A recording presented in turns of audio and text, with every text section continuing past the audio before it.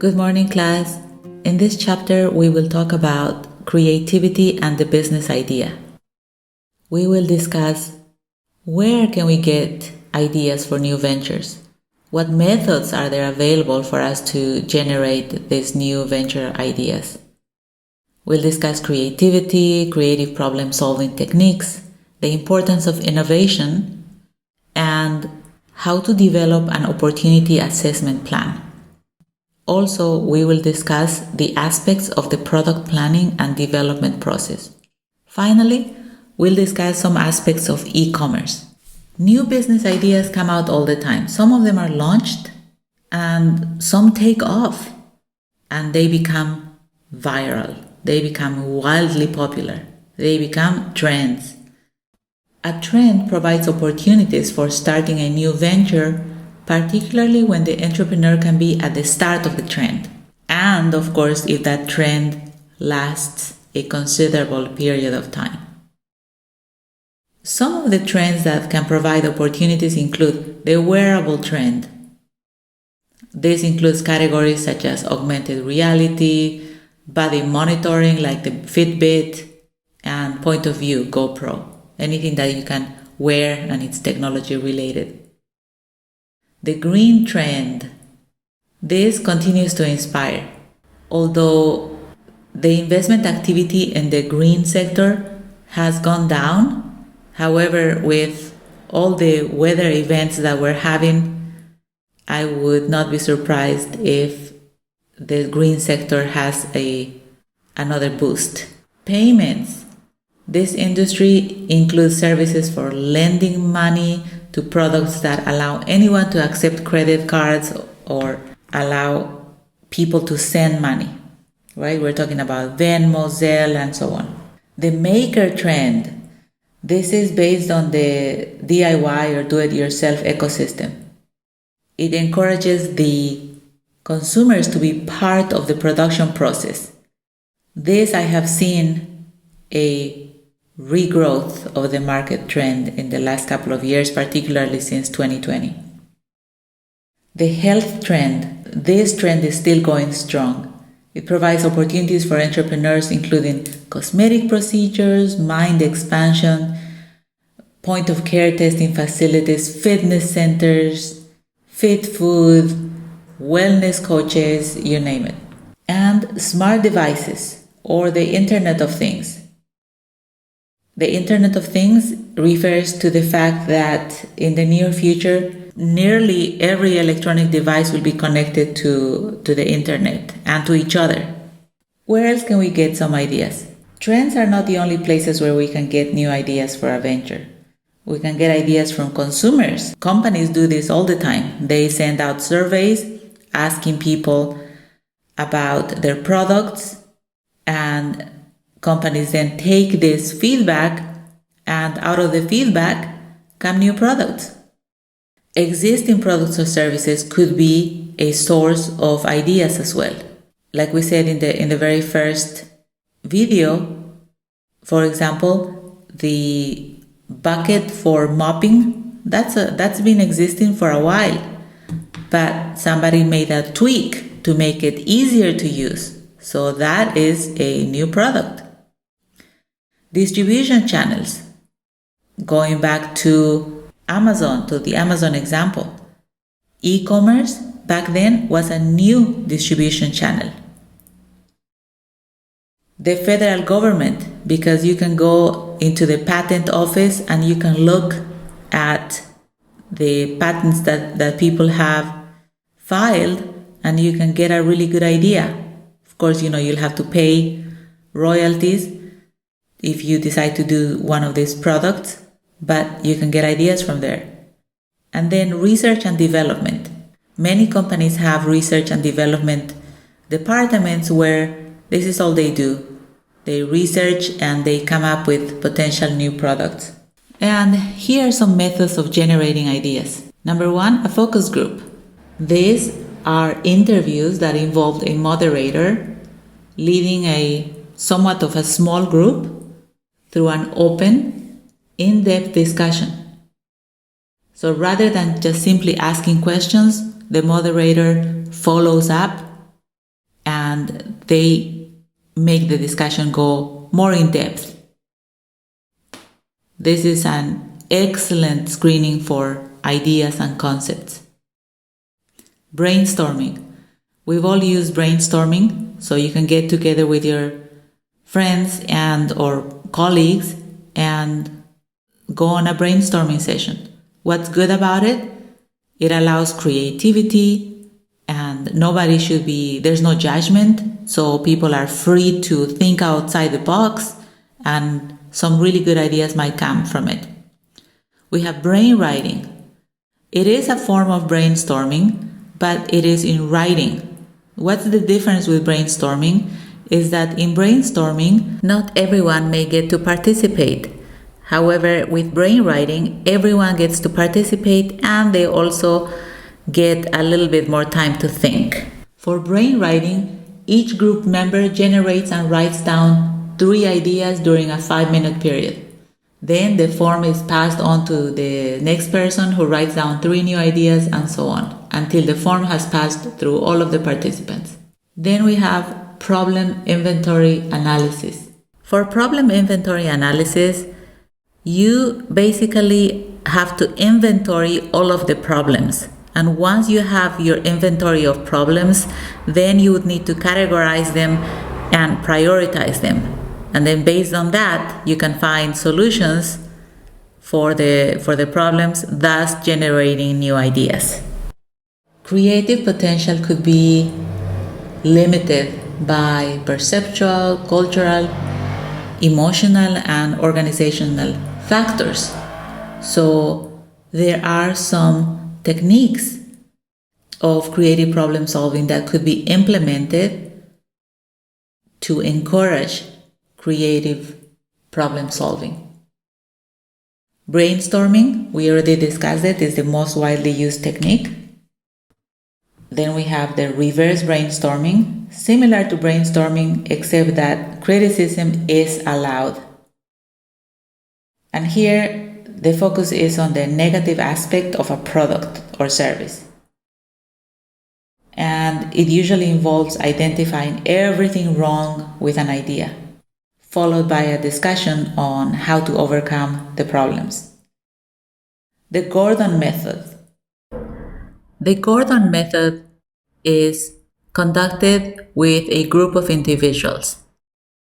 The individuals are given a very generic, very general category to start working on. And the moderator slowly reveals the problem.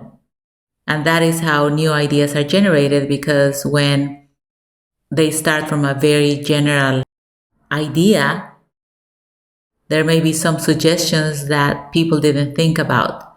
In essence, it is like you're starting really out of the box because the moderator is not telling you what's in the box. As an example, somebody might say, let us talk about the problem of gluing, or actually make it even more general. They might say, let's talk about the problem of affixing things together. And so people may brainstorm and say things like gluing and velcroing and stitching and so on. And so the moderator will slowly reveal what it is and they will start working on a solution. In the checklist method, the entrepreneur can use a list of questions or statements to guide the development of new ideas. On free association, a word related to the problem is written down, then another, and so on, with each word adding something to the thought process. And so a chain of ideas is created, ending with a new idea that emerges. We have forced relationships that try to force relationships among some product combinations. We have the collective notebook method, where a small notebook is prepared, including a statement of the problem, and then participants consider that problem and their solution, preferably 3 times a day.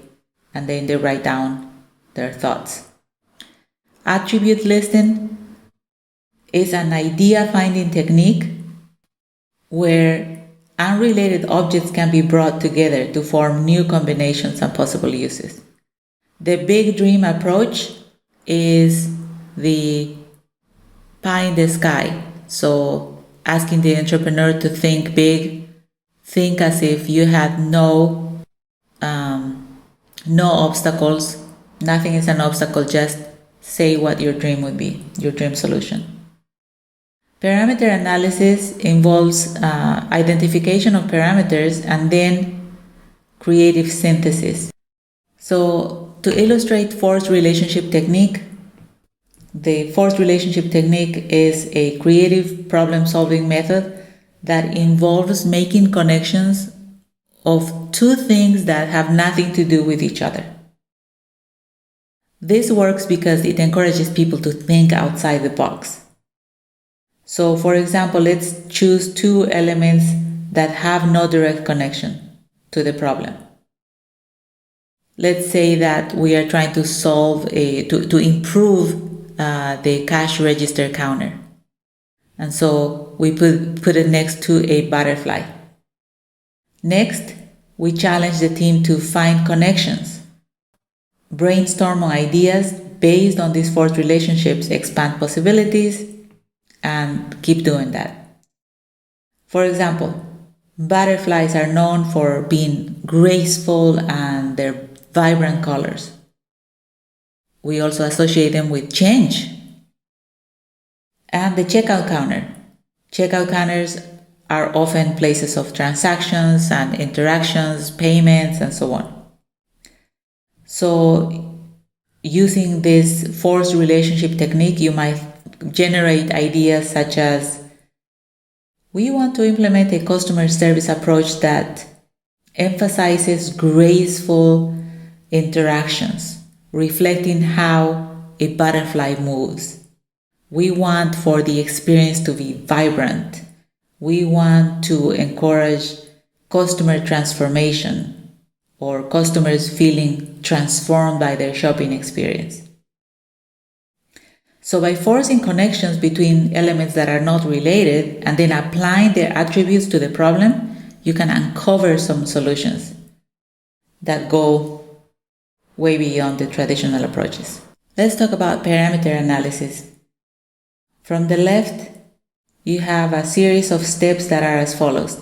You have technology observation, need analysis, which is the analysis of the market need, parameter analysis, and then realization. Realization that results in an invention that meets the need. When you use the technique of parameter analysis, what you'll do is you will first explore the parameters of the problem or the product that you're looking at, and then you will manipulate them until you find the optimal solution. So let's say that we are talking about creating a product that is organic, that is used to wash dishes, but that has no chemicals. And we want a solution that is not too abrasive for the skin. And we want the solution to be cost effective. So you're going to set some parameters on each of those attributes. So for example, you might say, we want the acidity of the product to be from here to here. This is a range in the acidity.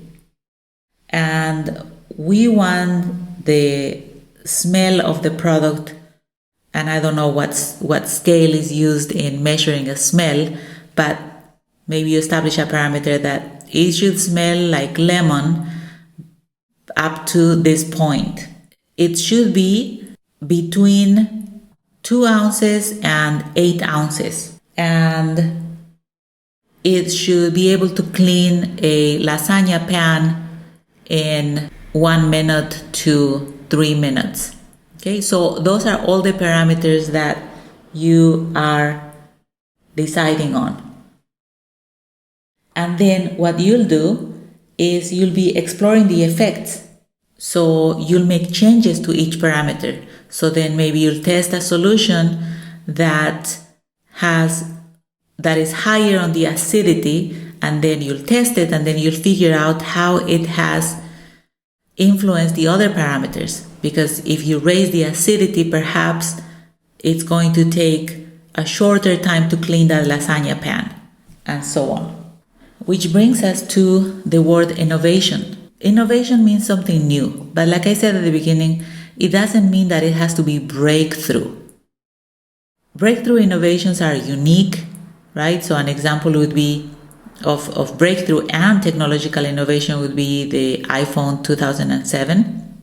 Breakthrough innovation, the iPhone would qualify because that was the first time that we had a device that was a phone. But it also had computer attributes, and it was connected to the internet. Never done before. Could be technological because they occur more frequently, right? I mean, we see our upgrades to our phones all the time. They don't necessarily need to be breakthrough. They could be ordinary innovations as long as they're somehow advancing it.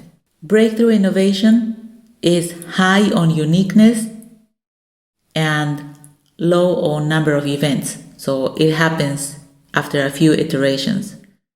Versus ordinary innovation, on the other end, it happens after several number of events and it is not as unique.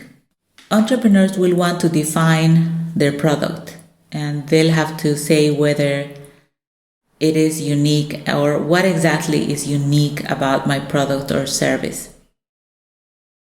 Uniqueness may be in the consumer concept, the way that the consumer views it. So innovation could involve introducing a novel concept that addresses a specific consumer need. The change may be in the product itself.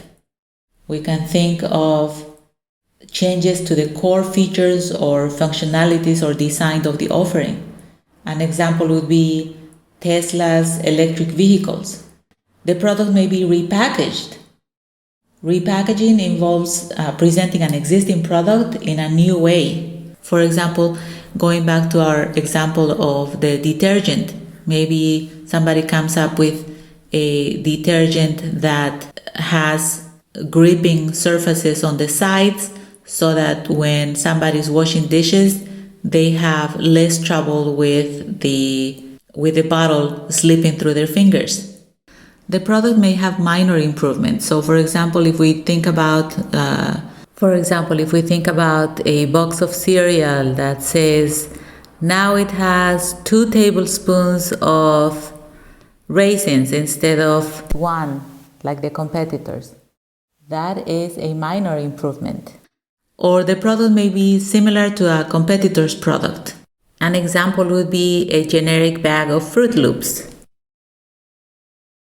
On the continuum that you're seeing in front of you for classifying new products, this could be from a customer's point of view.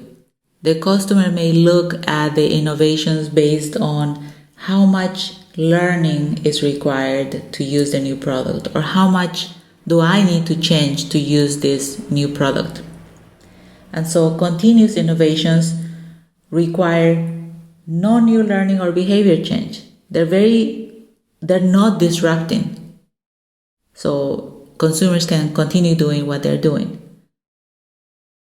Dynamically, continuous innovations require a little bit of relearning. And these continuous innovations are truly new and require much learning.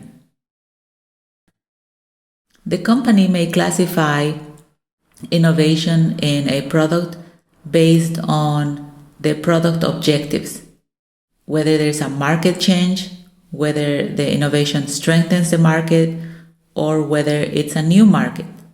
So, for example, for a no market change, we would have innovations that may be very, very little in the formula, for example, or the physical product, or maybe it's replaced with a very similar product. No market change. We could classify our products on the perspective of a strengthened market. For example, maybe we're going to re-merchandise our products, and we're going to go to every store that sells them, and we're going to put new merchandise, and we're changing the colors and so on. That is going to make our market stronger. Or maybe we have improved the product's utility. We've made very small tweaks and it makes it better for the customers. Or we've added more products to our line, or it actually, maybe we've added some type of chemical that makes our product last longer, and that creates a strengthened market for our product.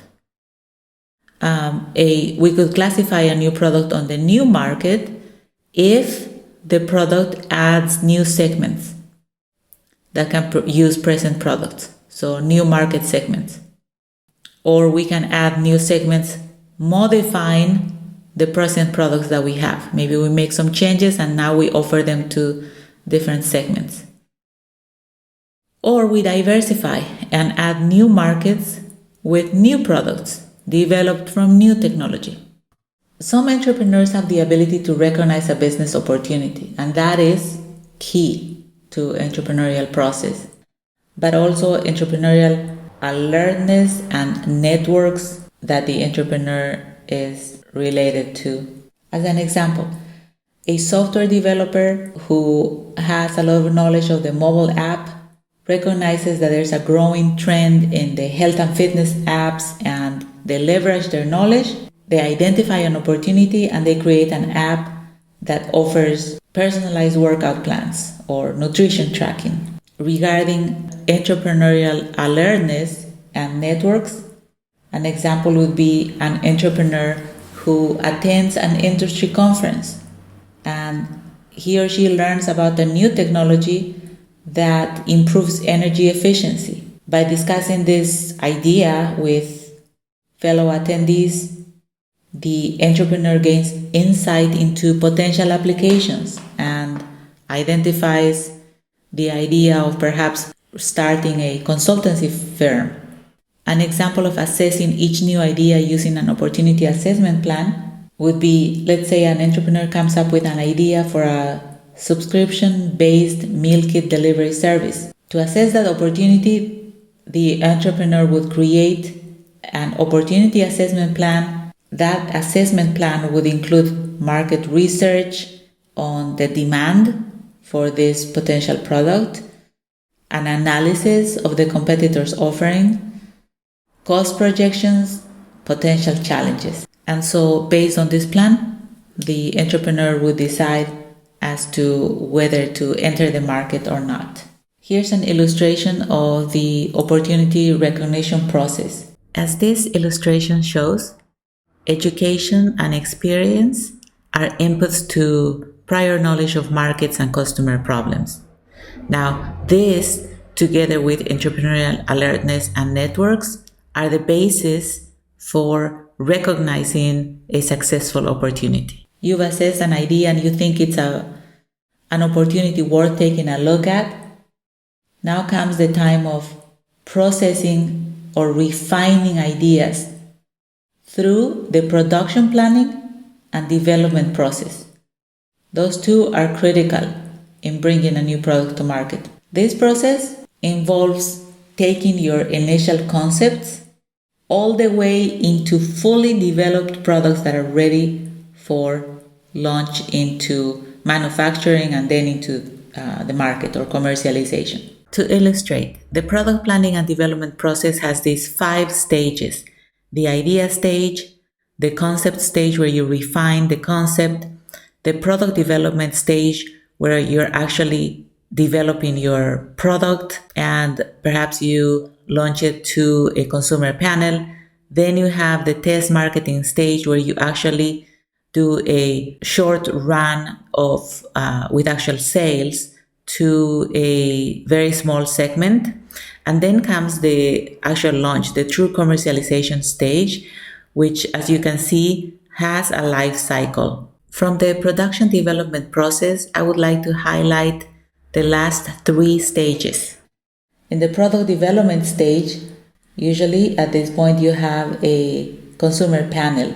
The panel can be given samples of the product. You can also give them competitors' products, and then from there you can determine consumer preference. Then you have testing and prototyping. These prototypes are invaluable because they help you identify any flaws, defects, or what changes you need to make before you launch to market. This test marketing stage will provide you actual sales results, and that will give you the acceptance level of the customers. So once the prototype is refined and validated, you would start planning the production. This involves determining the manufacturing process, your materials, what resources you'll need, the logistics required to produce the product at scale. You'll also work with sourcing suppliers, materials, components, so that you can ensure a reliable supply chain to make sure that your production doesn't come to a stop. One thing that we need to talk about, of course, nowadays is e-commerce. And so in order for you to set up your e-commerce sales, you can use full insourcing. That means that you hire somebody and you put together your e-commerce store yourself in-house, or you can do full outsourcing. Perhaps you utilized Amazon's or you become a vendor for Amazon, and so they do the entire thing, right? Or maybe you can do both. You can have a little bit maybe consumers can reach out for you for direct sales, and maybe you can also use an e-store from another source. The one thing that you need to make sure that happens is that for your customers it's seamless. So for example, let's say that you do a hybrid approach. So that's where you start planning and making sure that your channels of distribution are consistent. Now let's say that somebody puts together a cart of products, of your products, at an e-store that is managed by somebody else. When they come to you, maybe they just want to finalize the sale with you. But when they come to your store, perhaps their cart is empty. So at that point, they will ask themselves, wait, I just put together my cart. Why is it not transferring here if this is the company's cart or e-cart? We also know that e-commerce channels include websites and apps.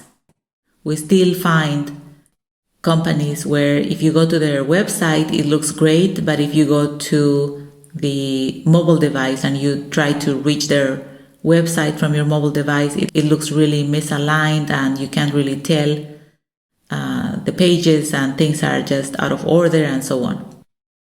In a mobile device, you cannot see as much detail. It would be too much if you just try to show everything that you have on your website. So if you're going to display for a mobile device, you would have to cut features to eliminate things that are not core. You should cut content to reduce word count. You should enlarge interface elements to make sure that your buttons are easy to use. Now, you could also have dedicated mobile apps. You have benefits to having an app. You have a streamlined customer experience. You can have enhanced engagement, because if you have an app, you can reach younger demographics. You can use your phone's camera. You can have customers interacting, and you can have visibility because your app will be on your customer's phone. So in this chapter, we have identified sources of ideas for new ventures. We have talked about methods for generating ideas. We've talked about creativity and problem-solving techniques. We talked about innovation. We talked about developing an opportunity assessment plan.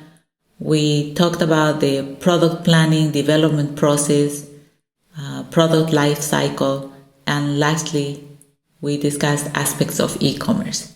And with that, we've come to the end of chapter 4. If you haven't yet, then I would make sure to read chapter 4. And as you go through chapter 4, start applying the concepts to your own venture. Start making notes, talking about brainwriting.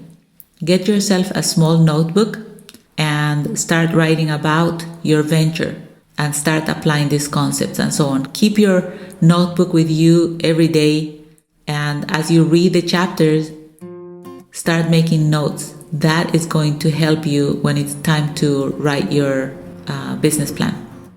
All right, that's it for today. Bye.